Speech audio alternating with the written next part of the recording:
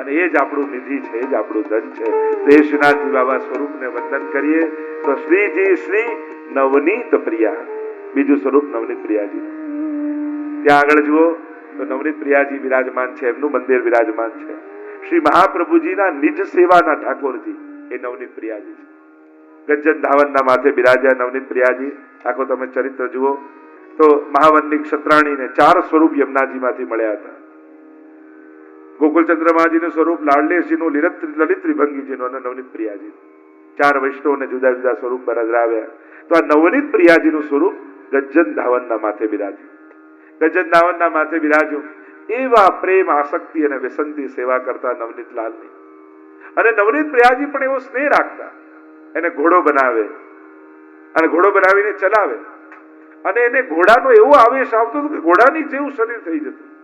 એ રીતે એનું હાવભાવ થઈ જતા. ઘૂંટણ છોલાઈ જાય, લોહી નીકળવા લાગે.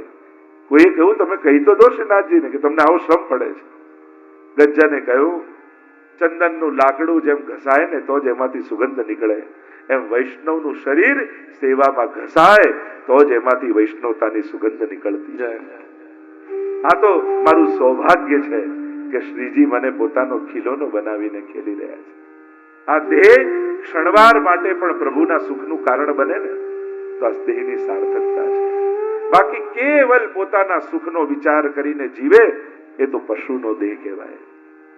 જે દેહમાં એ વિચાર ન હોય કે આ દેહ થકી શ્રીજીના સુખનો કેમ વિચાર કરાય, એ તો વૈષ્ણવતાનો વિચાર છે. એવી આસક્તિ થઈ. મહાપ્રભુજી પાસે આવીને રહેવા લાગ્યા અને અચાનક પધરાવીને લાવ્યા નવનીત પ્રિયાજીને. તો કોઈ સૈયાજી નહીં. એટલે મહાપ્રભુજી પોતાની સૈયાજીમાં નવનીત લાલને સાથે ઓઢાવીને સુડાયા. તમે ક્યાંક ચિત્ર પણ જોશો સર્વોત્તમજીના, નવનીત લાલ મહાપ્રભુજીને ચોટીને સુઈ રહ્યા છે. અને કહ્યું કે આ તો સાથે સુડાવા ઠીક ને, એમની જુદી સૈયા સિદ્ધ કરું. અને જુદી સૈયાજી સિદ્ધ કરીને નવનીત લાલને પોઢાવ્યા તો પાછા રાતના જાગીને મહાપ્રભુજીને ચોટીને પોઢીને સુઈ ગયા. એ શ્રી વલ્લભ, આપના વગર હું કેમ રહીશ? આપના વગર મને ગમતું નથી. એવી આસક્તિ ગજ્જન ધાવન ને નવનીત લાલમાં, નવનીત લાલને એવી આસક્તિ ગજ્જનમાં. એકવાર રાજભોગ ધર્યો અને અક્કાજીએ ગજ્જનને પાનના બીડા લેવા માટે મોકલ્યા કે હમણાં રાજભોગ સરસે, ઠાકોરજીને બીડું આરોગાવવું પડશે. લેવા માટે ગયા તો ખરા, અને ઠાકોરજી રાજભોગ આરોગતા નથી. જહાં તક મેરો ગજ્જન નહીં આએગો મેં રાજભોગ નહીં આરોગું. અને ત્યાં ગજ્જનને એવો તાપ થયો કે અરે મારા નવનીત લાલથી હું દૂર થયો. ત્યાં જ મૂર્છિત થઈને બજારમાં પડી ગયા. અહીંયા પ્રભુ પ્રતીક્ષા કરે ને મૂર્છિત છે. મહાપ્રભુજીને ખબર પડી કે આરોગતા કેમ નથી. સમાચાર મળ્યા. કહ્યું ગજ્જનને ક્યારે પણ નવનીત લાલથી અલગ ન કરતા. કારણ કે જેમ ગજ્જનને નવનીત લાલથી નથી ચાલતું, એમ નવનીત લાલને ગજ્જનથી નથી ચાલતું. પરસ્પરનો નિરોધ છે. ક્યારે એમને ક્ષણવાર પણ દૂર ન કરશો. એવા ગજ્જન ધાવન ના માથે બિરાજેલા નવનીત લાલ મહાપ્રભુજીના માથે બિરાજ્યા અને ત્યાંથી પધાર્યા મહાપ્રભુજીના માથે, ગુસાઈજીના માથે અને સેવામાં બિરાજ્યા. નવનીત લાલનું સ્વરૂપ એ રીંગણ લીલાનું સ્વરૂપ છે. હાથમાં માખણનો લોંદો લઈને નવનીત પ્રિયાજી લાલન નંદાલયના આંગણામાં ડોળી રહ્યા છે. ઘૂંટણી ચાલુ એને રીંગણ લીલા કહેવાય. રીંગણવું, રીંગવું સંસ્કૃત શબ્દ છે, એને રીંગણ લીલા કહેવાય. માખણ ને રોટી હાથમાં લઈ અહીંયા શોભિત કર નવનીત લીએ અનેક પદો જોઈએ છે ને આપણે ત્યાં. શોભા આજ ભલીસ બની આઈ, જલસુત ઉપર હંસ બિરાજ, તાપર ઇન્દ્ર બધું દર્શાય, દધીસુત લિયો દિયો દધીસુત મેં. કૂટ પદો છે ને સુરદાસીના. દધીસુત એટલે માખણ, દહીંનું દીકરો માખણ, અને લિયો દધીસુત મેં.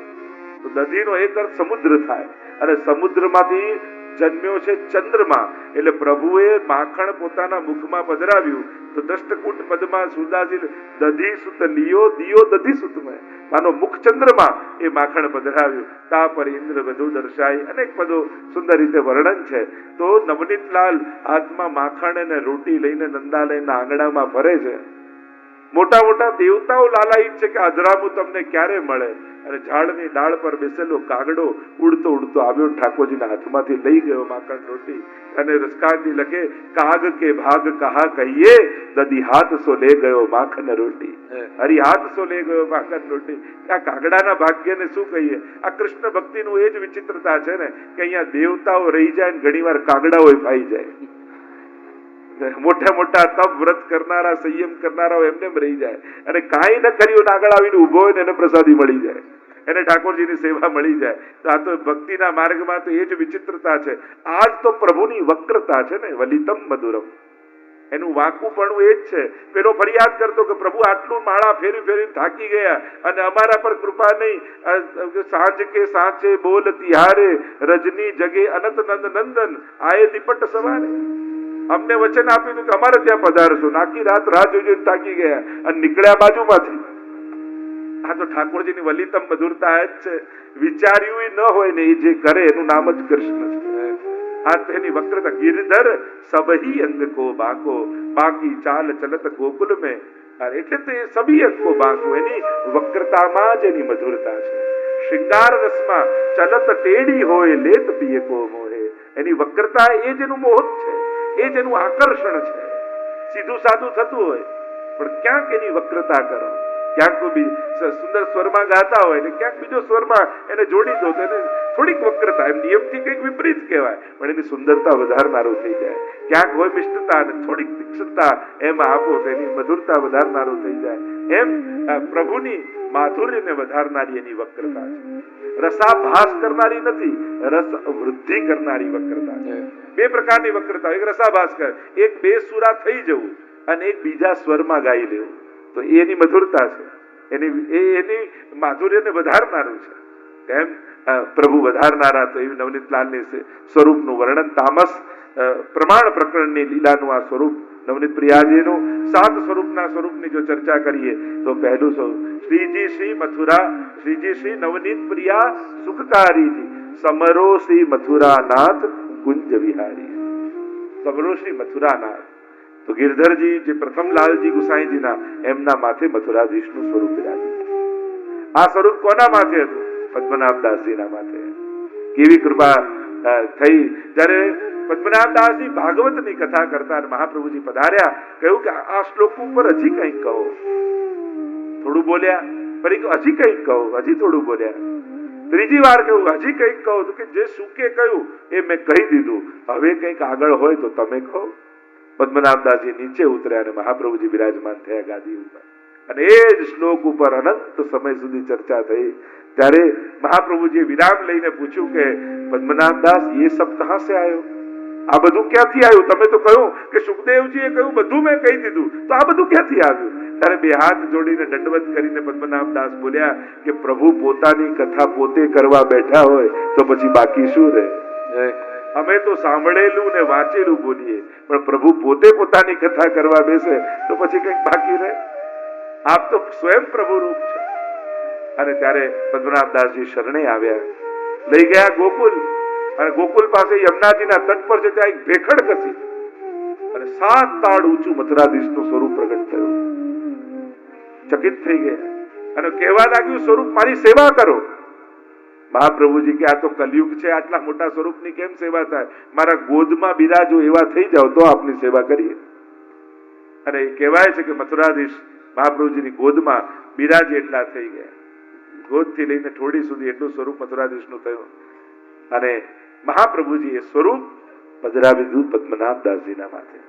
અને પદ્મનાભદાસજી જેવા ભગવદી બીજા કોણ હોય? 84 વૈષ્ણવમાં જેમ દમલાજીની ગાથા ગાઈએ છીએ, એવી પદ્મનાભદાસજીનું અદ્ભુત ચરિત્ર, જેનું સન્માન સ્વયં ઠાકોરજીએ છેલ્લે આ શબ્દો બોલીને કર્યું હોય કે જે સુખ મને યશોદાજીને ત્યાં મળ્યું એ સુખ પદ્મનાભદાસ તે મને આપ્યું છે. આવું જો ઠાકોરજી આપણને કહે તો આનાથી મોટું એક ભક્ત જીવનનું સન્માન બીજું શું હોય? આ વચનો ઠાકોરજી એમના માટે કહ્યા. કાંઈ જ ન રહ્યું. પ્રસિદ્ધ કહે છોલે ધરતા, છોલેની ડગલી કરતા, દાલ છે, આ ભાત છે, આ શાક છે, આ કઢી છે, આ રોટી છે, અને જે પ્રસાદ લેતો ને તો જેમાં જે ભાવ કર્યો એવો સ્વાદ આવતો. એવી કૃપા. અને પદ્મનાભદાસજીને જ્યારે અડેલમાં જઈને મહાપ્રભુજી પાસે જઈને કુટિયા બાંધીને રહેવા લાગ્યા, સંજોગો એવા થયા કે કાંઈ ભોગ ધરવાનું ન રહ્યું. મહાપ્રભુજીના વહુજીને ખબર પડી. કહ્યું કે પદ્મનાભદાસજીની આ દશા છે, પોતાના ઘરેથી સીધું સામગ્રી મોકલાવી. જયારે પદ્મનાભદાસ બહારથી આવ્યા ને જોયું સીધું સામગ્રી છે, પૂછ્યું ક્યાંથી આવ્યું? શ્રી વલ્લભના ઘરેથી આવ્યું. પદ્મનાભદાસે કહ્યું હવે અડેલ છોડવાનો દિવસ આવી ગયો. આપણે કારણે જો ગુરુએ શ્રમ લેવો પડે, એમનું લેવું પડે તો ગામ છોડી દેવું સારું. મથુરાધીશને પૂછ્યું છે, બોલો બાવા, મારી જોડે રહીને ઉપવાસ કરવા છે કે મહાપ્રભુજીને ત્યાં પધરાવી દઉં અને રોજ 56 ભોગ મળશે? મથુરાધીશે કહ્યું, ઉપવાસ કરીશ પણ તને છોડીને નહીં જાઉં, તારી જોડે રહીશ, તારા હાથની સેવા લઈશ. અને સાથે લઈને મથુરાધીશ ગયા. ને કહેવાય છે કે પછી જયારે મોટો 56 ભોગ ગિરધરજીએ કર્યો, જયારે ગુસાઈજીને ત્યાં બધાને મોટો 56 ભોગ કર્યો. પૂછ્યું મથુરાધીશને, બાવા આનંદ આવ્યો? એવો આનંદ તો આવ્યો, પર वो आनंद नहीं आयो जो पद्मनाभ दास जी के छोला में आतो હતો. એ આનંદ, એ હજી મારા દાઢમાં એ છોલાનો સ્વાદ છે. એટલે ઇતિહાસમાં કેટલાય 56 ભોગો થયા છે, બધા ભૂલાઈ ગયા, પણ પદ્મનાભદાસજીના છોલા આજે આપણને બધાને યાદ છે. કેટલાય 56 ભોગ થયા છે, બધા આપણે ભૂલી ગયા, છોલા આજે ભૂલ્યા નથી. જયારે પણ પદ્મનાભદાસ ને મથુરાધીશની વાત આવે ત્યારે પદ્મનાભદાસજીના છોલા આપણને બધાને યાદ આવે. તો ભગવદીઓના આ ભાવની વિશેષતા છે. વસ્તુઓ, સામર્થ્ય અને સજાવટો ભૂલી જવાય છે, ભક્તોના ભાવ જીવંત રહે છે, એની ભાવનાઓ શાશ્વત રહેતી હોય છે. તો આજ ભક્ત જીવનની શ્રેષ્ઠતા છે, આજ પ્રભુની કૃપાલુતા છે. મથુરાધીશનું સ્વરૂપ એ ગૌચારણ લીલાનું સ્વરૂપ છે. ઠાકોરજી સંધ્યા કાળમાં જયારે ગાયોને લઈને, ગોપી ગીતમાં પણ ગોપીજનો કહે છે, દીન પરીક્ષયે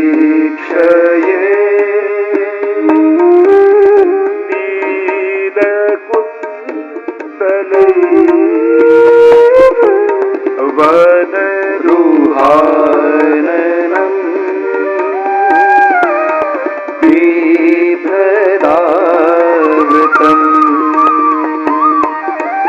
ઘનરજસ્વલમ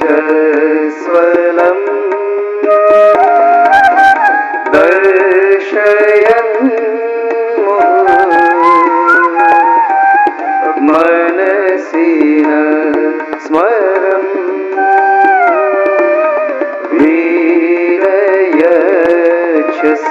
पुकारो मेरे साथ, ओ श्रीनाथ जी आवजो तमे वाट जोई रहा क्यारना हमें. આ લીલા સંધ્યાકાળના સમયે ગાયોને લઈને વનમાં પાછા પધારતા એ સ્વરૂપ, ગૌચારણ લીલાનું સ્વરૂપ એ મથુરાધીશનું સ્વરૂપ છે. શંખ, ચક્ર, ગદા અને પદ્મ 4 આયુધ એમના હસ્તમાં છે.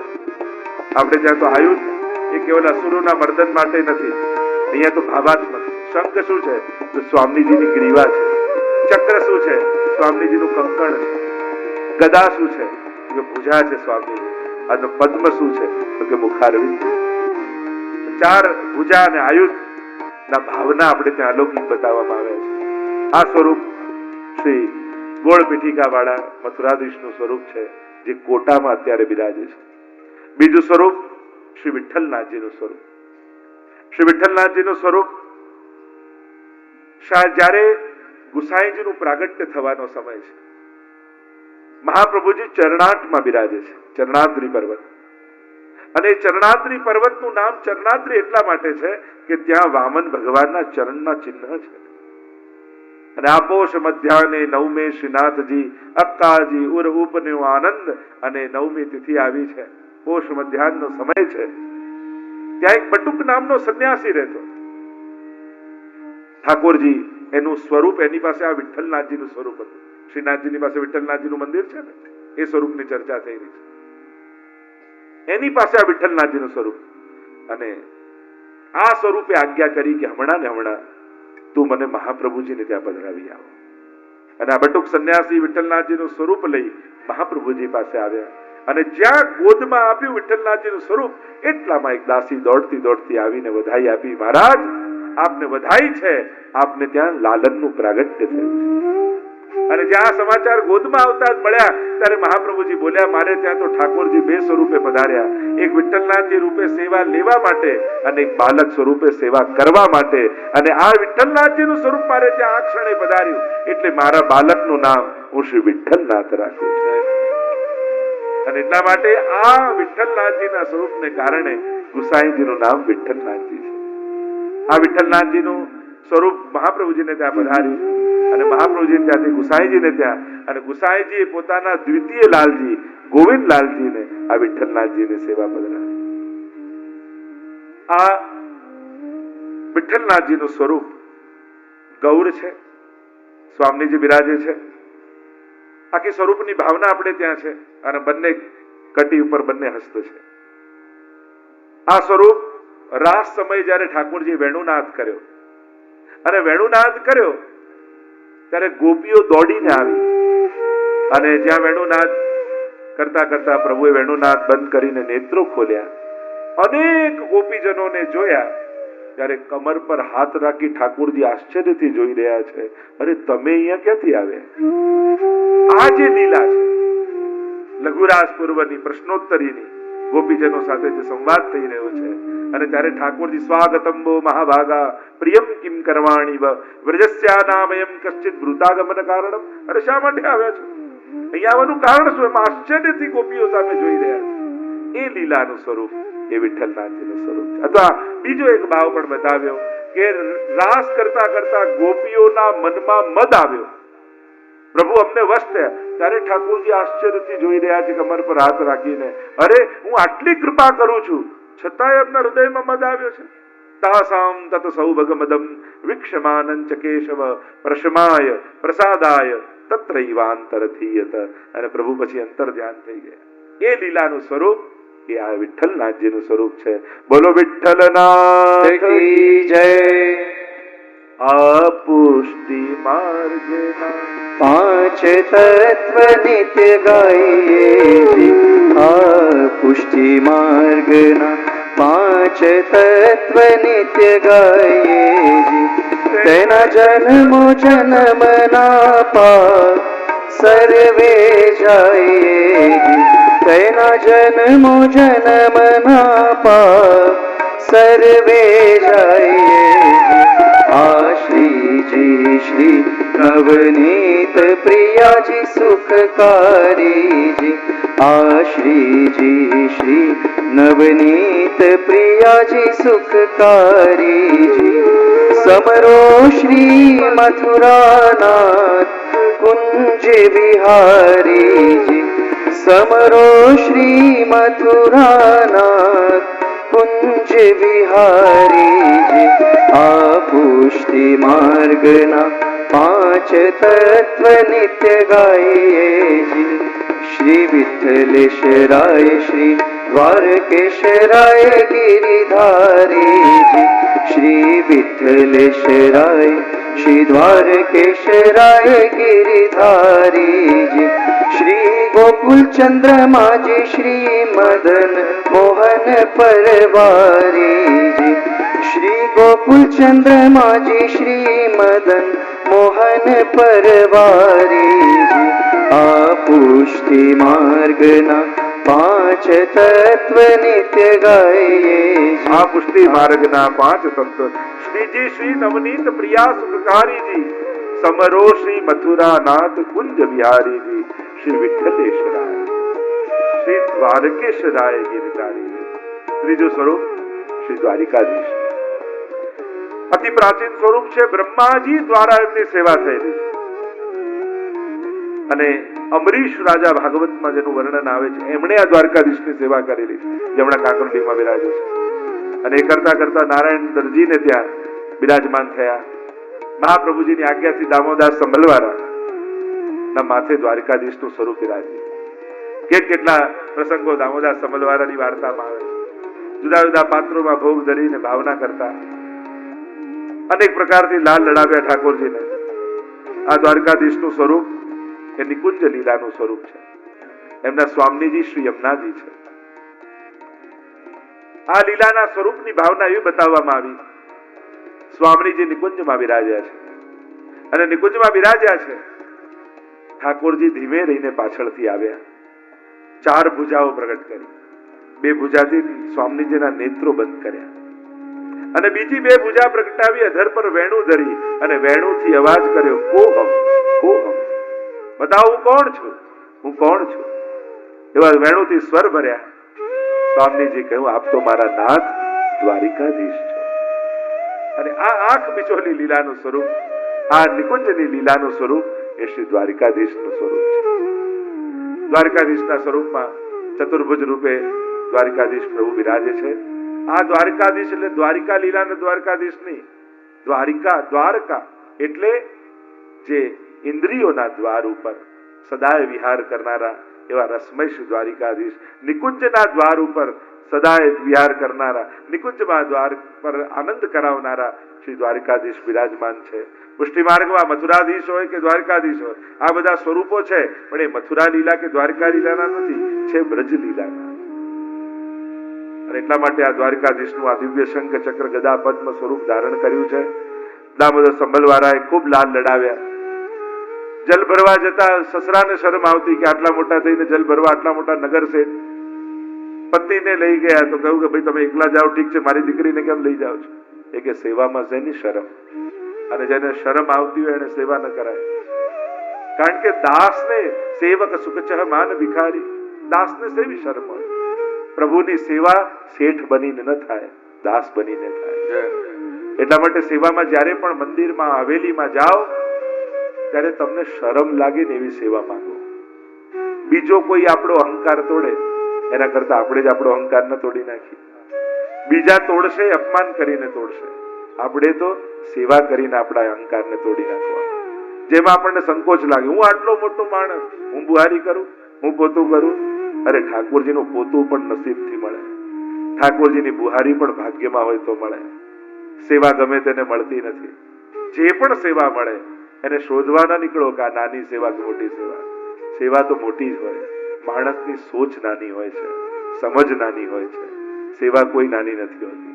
ઉત્તમ રીતે કરેલી સેવા માણસ સેવા એને મોટી બનાવતો હોય છે. સેવક એની સેવા ભાવના એને મોટી કરી દેતી હોય છે. સેવા કોઈ મોટી નાની નથી હોતી. તમારી કરવાની ભાવના એ નાની સેવાને પણ મોટું રૂપ આપી દેતી હોય છે. એટલે જ વાર્તા સાહિત્યમાં આવ્યું ને કે બુહારી કરતા તૂટી ગઈ તો જનોય તોડીને બુહારી બાંધી દીધી, પણ પ્રભુની સેવા ન છોડી. તો ભગવદીઓએ નાની નાની સેવાને પણ મોટી બનાવી દીધી એની સેવા ભાવના દ્વારા. તો દ્વારકાધીશની સેવા કરતા ખૂબ લાલ લડાવતા. આ સેવા જ્યારે બાલકૃષ્ણલાલજી ના માથે પધારી, મોટા ગિરધરજી, પછી ગોવિંદરાજી, પછી બાલકૃષ્ણલાલજી, ગુસાઈજીને વિનંતી કરી કે મારે તો સ્વામી જય સહિત સેવા કરવી છે. ગુસાઈજી કડું આપ્યું અને કહ્યું કે બ્રજમાં જાઓ, જે સ્વામીજીના કડું આવી જાય તમારા દ્વારકાધીશના સ્વામીજી આખા બ્રજમાં ફરે ને જ્યાં જ્યાં સ્વામીજીનું સ્વરૂપ દેખાય એમને કડું પહેરાવે. ક્યાંક નાનું પડે ને ક્યાંક મોટું પડે. ફરતા ફરતા કુંજાવનમાં આવ્યા. ચિંતામાં બેઠા હતા કે મારા પ્રભુને સ્વામી ક્યારે મળશે. એટલામાં ત્યાં ગુંજાવનમાં યમુનાજીના તટ પરથી યમુનાજી પોતે પ્રગટ થયા અને કહ્યું લાવ મારું કંકણ આપો. અને જ્યાં આપ્યું તો માપસર આવી ગયું. અને ત્યારથી સ્વામીજી શ્રી યમુનાજી દ્વારિકાધીશના સ્વામીજી થઈને બિરાજ્યા. બોલો દ્વારિકાધીશ કી જય. ચોથું સ્વરૂપ શ્રી ગોકુલનાથ કી જય. ત્યાંથી દક્ષિણ પાઉ ધારિયા પાંડુરંગ શ્રી વિઠ્ઠલનાથ નેત્ર મળતા વાત કીધી વચન દીધું વાત. અને વચન નિશ્ચય શ્રીનાથે માંગ્યું કીધી શ્રી વલ્લભજી શું વાત. અમને તો ઈચ્છા એ છે જે હું નંદન તમે તાર. પાંડુરંગ વિઠ્ઠલબાજીને ત્યાં પધાર્યા મહાપ્રભુજી. વિઠોબાજીએ કહ્યું કે આપ મને વચન આપો. શું વચન જોઈએ? આપ કહો આપીશ. હાથમાં હાથ મૂકીને વચન આપ્યું. શું? વિઠોબાજીએ માંગ્યું કે આપ ગૃહસ્થાશ્રમ ગ્રહણ કરો. મારે આપના ઘરે બાળક બનીને પ્રગટ થવું છે, પુત્ર બનીને પ્રગટ થવું છે. મહાપ્રભુજી પધાર્યા કાશી.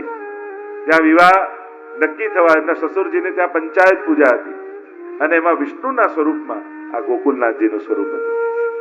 ગંગાજીમાં પધરાવ્યા. કહ્યું કે આપ અમારો ત્યાગ કરશો તો કેમ થશે? તો કે ના, અમારે વિવાદી પ્રસંગ હશે ત્યારે આપને બોલાવીશું. ગોકુલનાથજીનું સ્વરૂપ પોતાને ત્યાં રાખ્યું અને સેવામાં પધરાવ્યું. અને ગોકુલનાથજીનું સ્વરૂપ કોઈ વૈષ્ણવને ત્યાં નથી બિરાજ્યું. મહાપ્રભુજીને ત્યાં પરંપરાથી એમના સસુરજીને ત્યાંથી પ્રાપ્ત થયેલું આ સ્વરૂપ. આ સ્વરૂપ ઇન્દ્રમાન ભંગની લીલાનો પ્રસંગ છે. જમણા હાથથી ગિરિરાજજીને ઉઠાવીને ડાબા હાથમાં પધરાવ્યા. એક હાથમાં શંખ છે. જે જલની વર્ષા થાય એ શંખથી શોષી લે છે અને બે ભુજાથી વેણુનાથ ઠાકોરજી કરે છે. કારણ કે જે વ્રજવાસીઓ ભૂખા તરસ્યા ઉભા છે, જો દેહ ભાન રહે તો ભૂખ્યા તરસ્યા રહી નહીં શકે. એવો વેણુનાદ કર્યો કે દેહાનુસંધાનની વિસ્મૃતિ થઈ ગઈ. દેહ ભાન ભૂલી ગયા. ક્યાં 7 દિવસ જતા રહ્યા ખબર ન પડી. તો એ ગોકુલનાથજીનું સ્વરૂપ ગોકુલમાં બિરાજમાન છે. બોલો ગોકુલનાથ નાથ કી જય. પાંચમું સ્વરૂપ શ્રી ગોકુલ ચંદ્રમાજીનું સ્વરૂપ. એવી દિવ્ય ગાથા ગોકુલ ચંદ્રમાજીના સ્વરૂપની છે. ગોકુલ ચંદ્રમાજીનું સ્વરૂપ એ તો મહારાષ્ટ્રનું સ્વરૂપ છે. મહારાષ્ટ્રના મધ્યમાં પ્રભુ વેણુનાથ કરી રહ્યા છે. એ જ ચંદ્રમાજીનું તામસ ફલ પ્રકરણની લીલાનું સ્વરૂપ છે. પ્રસિદ્ધ કથા છે મહાવનની ક્ષત્રાણીને યમુનાજીમાંથી 4 સ્વરૂપ મળ્યા. એમાંથી આ ગોકુલ ચંદ્રમાજીનું સ્વરૂપ જ્યાં જે કામવનમાં બિરાજે છે અને ત્યાંથી એ સ્વરૂપ પધરાવ્યું નારાયણદાસજીના માથે. એવી કૃપા થઈ એમના ઉપર. ગોકુલ ચંદ્રમાજીની ભાવથી સેવા કરતા પ્રભુ સાક્ષાત અનુભવ જતાવતા. સુઈને ઉઠે તો આજુબાજુ રત્નો નીકળે. ભત્રીજીને કે આ બધું બગાડ છે.